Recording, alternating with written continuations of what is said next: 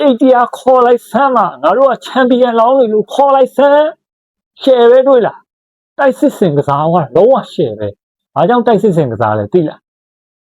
းအမတ်ပေးစရာမှာလေရမှတ်ချင်းတူရင်ဂိုးကွာချခြင်းနဲ့ဖလားယူဖို့ဖလားသိမ်းဖို့အတွက်လူမန်ဒီကိုထုတ်ပြီးတော့လုံးဝတိုက်စစ်ဖွင့်ကစားတာရှယ်ပဲတွေ့လားပထမပိုင်းတစ်ပိုင်းလုံးလုံးဝဝုန်းနိုင်ကျဲပဲကစ်သွားတာလန်ဒန်က King of London ဆိုတဲ့ဘွဲကိုရတာအလကားမဟုတ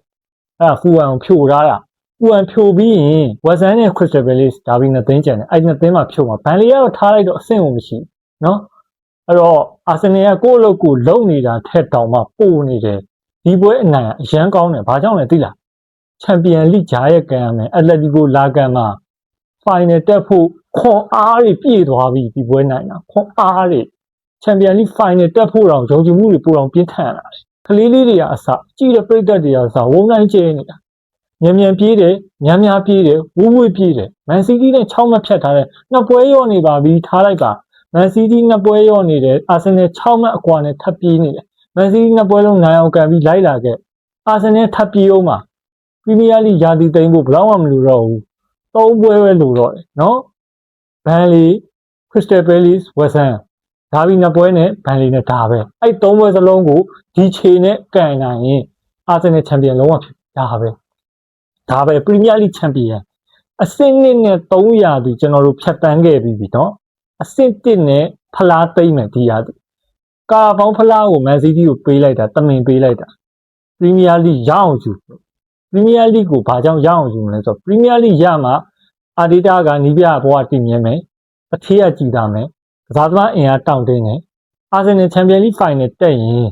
ပြီးသွားပြီဒါလုံးဝကိုရှယ်နော်ဒီနေ့ကစားကွက်အတိုင်းသာကစားရင်အာဆင်နယ်ကဖလားအစုံစိန်ခေါ်နိုင်တယ်ဗျာလုံးဝရှုံကြည့်ရတာဒါဆိုရင်ကျွန်တော်ပွဲပြီး3သက်ချက်နှစ်ချုပ်ကိုတင်ပေးမယ်ပွဲပြီး3သက်ချက်မှာအာဆင်နယ်3-0နဲ့နိုင်သွားတယ်ပထမဘိုင်းမှာနေတွင်းကိုတွေဗီတာယိုဂရက်စ်အင်မတန်မှကောင်းတယ်ဗီတာယိုဂရက်စ်နဲ့ဘူကာဆာကာမျိုးဒီ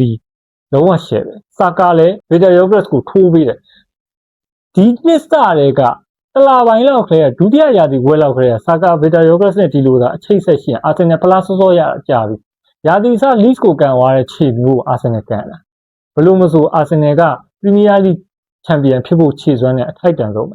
ယိုဂရက်စ်ကန်သွားတဲ့အလုံးယိုဂရက်စ်ကိုပေးတဲ့အလုံးဘူကာဆာကာနဲ့ယိုဂရက်စ်အချိတ်ဆက်ကလုံးဝထင်မှမထားအောင်ကောင်း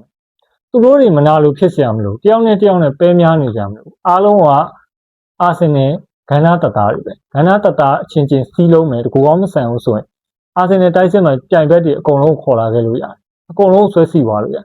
ဒီရာကဘာလို့တော့တွေ့လဲဆိုတော့အာဆင်နယ်စိတ်သက်ခွန်အားမြင့်တင်ဖို့တခုကိုတော့တွေ့တယ်ချန်ပီယံလိကောပရီးမီးယားလိကောမှာစိတ်သက်ခွန်အားမြင့်တင်နိုင်ဖို့တခုတည်းသောအရာတခုကိုကျွန်တော်တို့တွေ့ရတယ်လုံးဝ share ပဲဒီနေ့ပြီးတော့ပထမပိုင်းမှာကန်တယ်3-0နဲ့ကန်တယ်လုံးဝပိတ်ပလိုက်တယ်ပိတ်ပလိုက်ပြီးတော့ဒုတိယပိုင်းမှာလုံးဝမကန်တော့ဘူကာဆာကာကိုထုတ်ပလိုက်တယ်မက်ဒွက်စီထဲတယ်ဗီတာယိုဂက်စ်ကိုထုတ်တယ်အဘေဂျီဇူးကိုပါလို့ထဲတယ်ကောင်းတယ်ပထမပိုင်းမှာကျွန်တော်တို့ဘာကြောင့်အဲ့လိုမြင်ကန်နိုင်တာလဲဆိုတော့အဓိကတိုက်စစ်ဖွင့်ကစားတာဇူမန်ဒီကိုဘယ်သူထုတ်ခိုင်းတာလဲကျွန်တော်တို့မသိဘူးဒါပေမဲ့ဇူမန်ဒီကိုထွက်ပြီးတော့အရန်ကုန်ထိုင်ခိုင်းတဲ့အချိန်မှာအာဆင်နယ်တိုက်စစ်ကအရန်မြင်နိုင်လာဘာကြောင့်လဲသိလားကစားသမားတွေကခံစစ်ကြီးပဲခံစစ်အမြဲတမ်း pressure ပေးခံရတော့ခံစစ်မကစားတတ်တော့ခံစစ်ကစားဆိုခံစစ်ကစားတော့ဇူမန်ဒီထုတ်ထားတယ်မင်းတို့ကသမီးတို့ကန်ရင်လို့ကန်ဆိုတော့ခံစစ်ကစားသမားခံစစ်ကစားတယ်ဇူမန်ဒီဘောက်စုဘောက်ကြီးကိုထုတ်လိုက်ပြီးစကယ်လီကိုထည့်တော့စကယ်လီကဘောက်စုဘောက်မဟုတ်ဘူးစကယ်လီက attacking ကစားနိုင်တယ်ပြီးတော့စကယ်လီရဲ့တောင်ပန်တွေထွတ်ကစားတယ်ဘယ်တောင်ပန်တွေထွတ်ကစားတယ် Ashley Cole လို့အဲ့ဒါကြောင့်စကယ်လီကိုထားတာစကယ်လီကလုံးဝအလုတ်ကစားသွားတာစကယ်လီနေရာတော်တော်ကောင်းတယ်ဇူမန်ဒီကိုထုတ်ပြီးကစားတာဒီကန်ရိုက်လည်းတိတ်ပြီးတော့ဘာမှတိတ်ထူးဖန်ပြီးပေးနေစရာမလိုဘူးသူ့အလုပ်လည်းမရှိသူကွင်းလည်းအဖြတ်ကစားလိုက်လုံးဝ anchorman နေရာကင်ထားလိုက်ပြီးသွားပြီဒါပဲ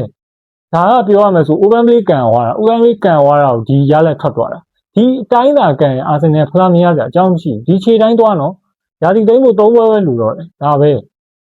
ဒါဆိုဒီနေ့ပွဲရဲ့ကျွန်တော်ကောင်းကွက်နဲ့စိုးကွက်ကိုပြောမှာပထမဆုံးကောင်းကွက်ကသပင်းလုံးကောင်းတယ်ပြောရမလို့ကောင်းတယ်ဒါပေမဲ့ဇူမန်ဒီကိုထုတ်ထားတဲ့အတွက်ကြောင့်ဇူမန်ဒီဒုတိယပိုင်းဝင်လာတယ်ဒါပြည်ဂျေဇူးဝင်လာတယ်အဲ့ဒီချိန်ခိုက်တန်လေးကတော့အာဆင်နယ်ကတော့တိုက်စစ်အားရော့ကျန်တာအကုန်ကောင်းတယ်စိုးကွက်ကတော့ဇူမန်ဒီပဲဇူမန်ဒီကိုပြန်ထည့်လိုက်တာ တိုက်စစ်ပြန်ငြိမ်သွားတယ်ဂါဗရီယယ်ဂျီဇူးကတော့ရောင်းသိမ်းတဲ့အထဲမှာပါတယ်ဒါကဆိုးကွက်ကောင်းကွက်ဆိုးကွက်ပြီးပြီဆိုကျွန်တော်မြင်ကျွန်တော်ပြောမယ်ကျွန်တော်မြင်တော့ကျွန်တော်ရန်ဝမ်းတာတယ်ဒီနေ့အတိုင်းမသိပျော်ရွှင်ရပါတယ်အာဆင်နယ်ရဲ့ DNA ခြေစွမ်းကိုကျွန်တော်တို့မြင်ရတယ်ဒီခြေတိုင်းသာအာဆင်နယ်ကံမယ်ဆိုဒီရာသီမဟုတ်ဘူးနောက်ရာသီပေါင်းများများစွာလဲပရီးမီးယားလိဖလားကိုအချိန်ချင်းစိန်ခေါ်နိုင်တယ်ဖလားပေါင်းများများစွာကိုသိမ်းနိုင်တဲ့ခြေစွမ်းရှိတယ်ဘာကြောင့်လဲဆိုတော့ဒီနေ့ပွဲမှာကာလာဖီယိုရီတွင်းသွားတဲ့အလုံးကာလာဖီယိုရီတွင်းသွားတဲ့အလုံးဘေးရပြန်ကြည့်တာကာလာဖီယိုရီရဲ့တကယ်ကောင်းတယ်ပြီးတော့ယောဂရက်တိုက်သွားတဲ့အလုံးကချော့ဆော့စ်ကအရန်ကောင်းတယ်ပြီးတော့ချော့ဆော့စ်ကိုကျွန်တော်ဒီနေ့ကြည့်ရတာချော့ဆော့စ်ကဟိုကာဇူလာလိုဖြစ်နေသူကစားတာလေကာဇူလာလိုအလဲလဲကစားတယ်ကွင်းလဲတိုက်စစ်လဲကစားတယ်တောင်မှန်လဲထွက်တယ်တကယ်ရုံးအားရှိတယ်ပူဟန်ကအစိတ်ရှိတဲ့အတင်းနော်ပူဟန်တို့အေဗာတန်တို့ဆိုတော့တကယ်ဟိုအလဲလက်အတင်းနေပရီးမီးယားလိမှာကျင်းလဲချက်စားနေရာသီပေါင်းမနေတော့ဒီကောင်တွေကအာဆင်နယ်ကိုအမြဲတမ်းဒုက္ခပေးတဲ့အတင်းတွေဒီလိုအတင်းတွေကိုဖြိုလာတယ်ဆိုကြတော့အာဆင်နယ်ခြေကအဆင့်တစ်ခုမှရှိတယ်မန်စီးတီးကိုသူကပြန်ပြီး pressure ပေးနေတာတိုက်စစ်ဖွင့်ပြီးတော့ဂိုးရလောက်သွင်းမယ်ကွာဘိုးကွာကြတဲ့နဲ့မင်းတို့လိုက်ဆန်းဆိုပြီးတော့အေဗာတန်အရင်သွားကန်ရမှာမန်စီးတီးဘယ်လိုကစားမလဲအေဗာတန်ဗီဒီယိုလေးတွေးကြည့်လိုက်ဟုတ်တယ်မလားမန်စီးတီးအိမ်ကွင်းဝေးကွင်းသူကစားနိုင်တယ်ထားအောင်သူကို different မှာသူအေဗာတန်ကို3လေးလုံးတွင်းရမယ်တပွဲကို3လေးလုံးတွင်းနိုင်မှာမန်စီးတီးရမှာအာဆင်နယ်နဲ့မန်စီးတီးကဘိုးကွာချချက်ကြောင့်ဒီနေ့ပွဲစဉ်မှာအာဆင်နယ်ဂိုးအများတွင်းနိုင်တယ်လို့ကျွန်တော်ထင်တယ်ဒါကကျွန်တော်တို့ဧပြီတလလုံးဒီလောက်ကြီးတိုက်စစ်ဖွင့်ကစားတာကျွန်တော်တခါမမြင်ရဘူးလေမေလမှာဖွင့်ကစားတာတကယ်ကောင်းရာသီကတိတ်နေဆိုတော့အာဒီတာလှုပ်ရှားရှိတာလောက်ရတော့မှာလေဒီဖလားအကြီးပြပြီးတော့ဒီဖလားရဲ့ဂုံဒီဖလားကချန်ပီယံလောင်းတွေအတွက်ရည်စူးထားတဲ့ဖလားဆိုချန်ပီယံလောင်းဖြစ်မဲ့အသင်းကဒီဖလားကိုရအောင်ယူနိုင်ရမှာဆိုဒီခြေစွမ်းချန်ပီယံလောင်းခြေစွမ်းပဲအဲ့ဒါဘယ်သူမှငြင်းလို့မရကျွန်တော်ကတော့ဒီပွဲစဉ်ကိုဘာကိုသွားတွေ့လဲဆိုတော့ဒီပွဲစဉ်မှာဒီလိုတိုက်စစ်ဖွင့်ကစားတာချန်ပီယံလိအတွက်ပါကျွန်တော်တို့ကအရန်အားတက်ဂုဏ်ယူဝမ်းမြောက်ရတယ်ချန်ပီယံလိမှာအက်တလက်တီကိုဒီခြေတိုင်းတန်အက်တလက်တီကိုမနိုင်ဘူးအက်တလက်တီကိုပြုတ်ပြီးအာဆင်နယ်ပဲဖိုင်နယ်တက်သွားဖိုင်နယ်မှာဘယ်သူလာ PSG ပဲလာ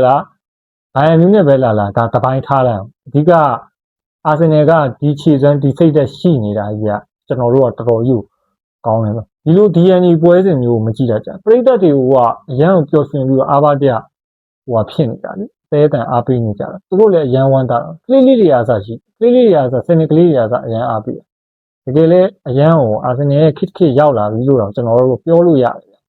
်ပြီးတော့ကျွန်တော်ဒီနေ့ပွဲစဉ်မှာတစ်ခုထူးကြတာဘာသွားတွေ့လဲဆိုတော့အာတီတာဂျိုဗာနဲ့ပဲစကားပြောတယ်ဟို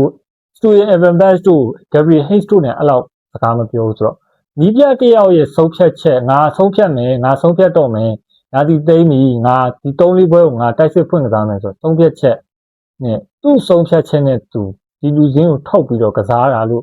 ့ကျွန်တော်တန်တရားဝင်ပြီးတယ်ဘာကြောင့်လဲဆိုတော့ဂျိုဗာကဗျာ set piece corner ဘာညာခံစစ်မှာ pressure ပေးမယ်ဆိုတော့ Stuart Verbes နဲ့ Gabriel Hayes ရဲ့ပယောဂကမကင်းဘူးအာဆင်နယ်ခံစစ်ကစားမယ်ဒါကျွန်တော်မြင်တာကျွန်တော်ပြောတာနော်အခုလိုမျိုးသူတို့နှစ်ယောက်မပါဘဲနဲ့အာဒီတာကိုယ်ပိုင်ဆုံးဖြတ်ချက်လေးနဲ့လှုပ်သွားတာကိုတော်တော်ဟောကြဘာသွားတွေ့လဲဆိုတော့16သင်းဖန်တွေကအာဆင်နယ်ကိုခံစစ်ပဲကစားတတ်တယ်တင်မလားဟိုတုတ်စီတီအသင်းတို့ဟိုအောင်မင်္ဂလာကစားကွက်တို့ SP နဲ့ corner နဲ့မှဂိုးသွင်းတတ်တာပါဆိုအဲ့ဒါတွေကကျွန်တော်ပြောပြမယ် Stuart Verbes နဲ့ Gabriel Hayes တို့ရဲ့ယောဂတွေကြောင်းလို့ကျွန်တော်ထင်တယ်အာဆင်နယ်အဲ့လောက်ကြီးတိုက်ခန်းစစ်ကစားစရာအကြောင်းမရှိဘူးဒီနေ့မှာအဲ့ဒီနှစ်ယောက်မပါဘဲနဲ့တိုက်စစ်ဖွင့်ကစားဖြစ်ချင်တာဖြစ်သူပြီးချတော့ဘလို့ဖြစ်သွားအာဆင်နယ်ပဲနိုင်သွားတာခန်းစစ်ပေါက်လို့လားတွင်းချီအောင်ရအောင်ဘာမှမဆိုင်ဘလို့ကောင်းလဲဆိုတော့ဂါဘရီယယ်တို့ဆလီဘာတို့တွားပြီးတော့ကြောင်မင်းတို့ခန်းစစ်ကစားအောင်ဒီကလန်ရိုက်စ်ကိုတွားပြီးတော့မင်းကွင်းလက်အဖြတ်ရအောင်ကစားအောင်ဆိုတော့ပြောနေတာလေမြောက်ကိုလေငပြောသီးကျွေးနေလို့ဖြစ်နေမင်းငပြောသီးမစားနဲ့နော်ဆိုငပြောသီးကန်းနေလို့ဖြစ်ဟိုကြောင်လေငကြော်ကျွေးနေလို့ဖြစ်နေမင်းငကြော်မစားနဲ့နော်ကြောင်ရောငကြော်ကြီးထိုးပေးနေဟိုခံစစ်ကစားတတ်တဲ့ခေါင်းတွေကိုခံစစ်ကစားလို့ pressure ပေးနေကြသူ့လို့သွားတာပဲအကုန်လုံးကလုံးဝတကယ်ကောင်းတယ်ပေါ့ဖူဟန်နလန်အောင်ထူနိုင်ဒါတူတန်နဲ့ဖူဟန်တော့ကျွန်တော်ပွဲကြုံမှာလည်းပြောပြီးပြီလုံးဝအာဆင်နယ်ကန္နာမင်းသားတွေပဲဝန်ကန်သွားမှာကျွန်တော်တို့နတ်ပူးနေလားတော့ထင်ရတယ်ကြည်ရဟုတ်ကောဟုတ်ရလားပေါ့အာဆင်နယ်ပွဲတွေကွင်းတွေကိုပဲဘယ်နဲ့တွေများဝင်ပူးနေလဲအဲ့လိုတော့ထင်ရတယ်တကယ်မိုက်တယ်နော်တကယ်ကန်သွားတာဘယ်လိုပဲပြဒီညကတော့အေးဝါပျော်ပြီနော်ဂျားရဲမှာလည်းချန်ပီယံလိကန်ရမယ်ဆိုတော့ကျွန်တော်အားမွေးရမယ်အိမ်ဝဲမဲ့ထပ်ကြည့်ရမယ်အဲ့တော့ဆုံးဖြတ်ကြည့်ရှုပေးကြတယ်ဘာသာတယောက်ချင်းစီတိုင်းကျေးဇူးအများကြီးတင်ပါတယ်ဗျာကိုတိုက်ပါဗျာ